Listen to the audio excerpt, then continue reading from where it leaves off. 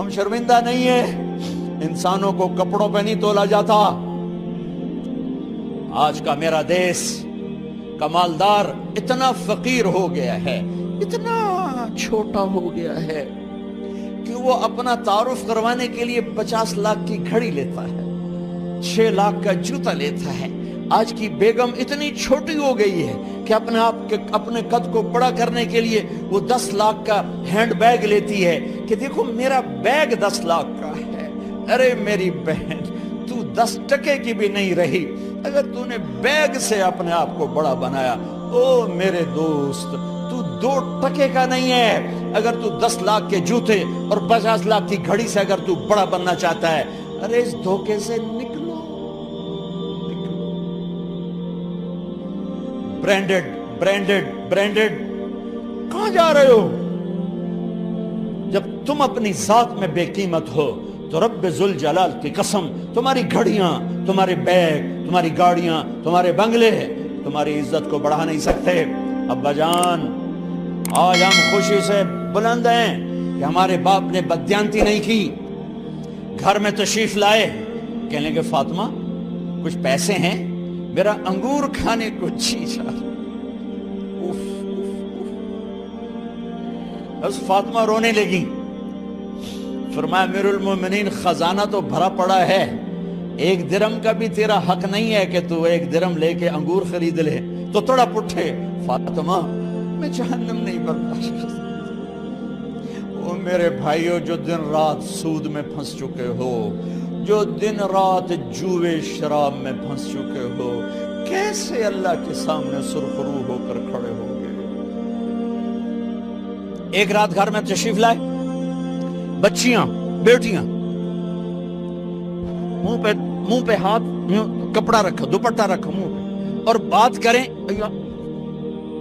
آپ نے پوچھا ارے کیا ہوا تمہیں، یہ منہ پہ کپڑا کیوں رکھتے ہو؟ تو خاموش ہو گئی، لیکن گھر کی خادمہ رو پڑی۔ کہا امیر المومنین، آج آپ کی بیٹیوں نے کچا پیاز توڑ کے اس سے روٹی کھائی، سالن کھائی، اور میرے آج کا تاجر کہتا ہے جھوٹ نہ بولوں تو کاروبار کیسے؟ میرا افسر کہتا ہے رشوت نہ لوں تو گزارا کیسے کروں؟ تو عمر بن عبدالعزیز پھس پہ ہچکیوں کے ساتھ روئے کہ میری بچیوں، میں تمہیں بڑے اچھے کھانے کھلا سکتا ہوں پر میں جہنم کی آگ برداشت نہیں کر سکتا۔ بھائیو، اس بندے نے اپنے آپ کو ذبح کر دی، اللہ کو راضی کرنے کے لیے ذبح کر دی، اپنے ذات کو، اپنے جذبات کو، اپنے احساسات کو۔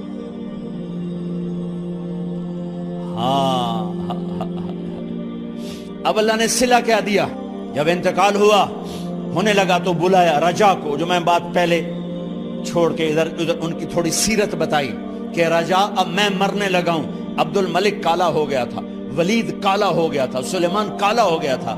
یہ کیوں کالے ہوئے تھے؟ یہ بے نمازی نہیں تھے، بدکاری نہیں کرتے تھے، کسی کی طرف ان کی میلی آنکھ نہیں اٹھی کبھی۔ یہ ظالم تھے، ظالم، انسانوں کا خون پیا، مال میں خیانت کی، اس پر اللہ نے چہرے پھیر دیے۔ آج عمر بن عبدالعزیز جا رہا ہے کہ دیکھو میں جا رہا ہوں، مجھے دیکھو میرے ساتھ کیا ہوتا ہے۔ ان کا انتقال ہوا، ان کی میت قبر کے کنارے رکھی گئی اور اب نیچے اتارنا ہے۔ سلیمان کی میت کو اتارنے لگے تو ہلنے لگا اور عذاب قبر پہلے شروع ہو گیا۔ عمر کی میت کو جب قبر کے قریب کیا گیا، ایسے ہوا کا جھونکا آیا، ایک پرچہ ایسے لہراتا ہوا یوں آیا، یوں آیا، یوں آیا اور عمر کے سینے پر گر گیا۔ لوگ اکٹھے ہو گئے، پرچے کو کھول کے دیکھا گیا تو اس پہ لکھا تھا بسم اللہ الرحمن الرحیم، براءۃ من اللہ لعمر بن عبد العزیز من النار۔ یہ پروانہ ہے اللہ کی طرف سے اس کے بندے عمر کے لیے کہ اسے جہنم سے نجات کی خوشخبری سنا دی جائے۔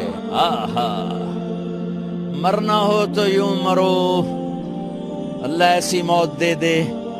کہتے ہیں پھر میں نے ان کو قبر میں اتارا. جب قبر میں اتارا تو کیا دیکھا؟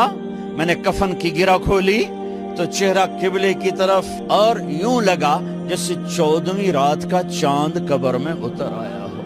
اور آخری بات کرتا ہوں، میرے بھائیوں بہنوں، اپنے اللہ سے صلح کر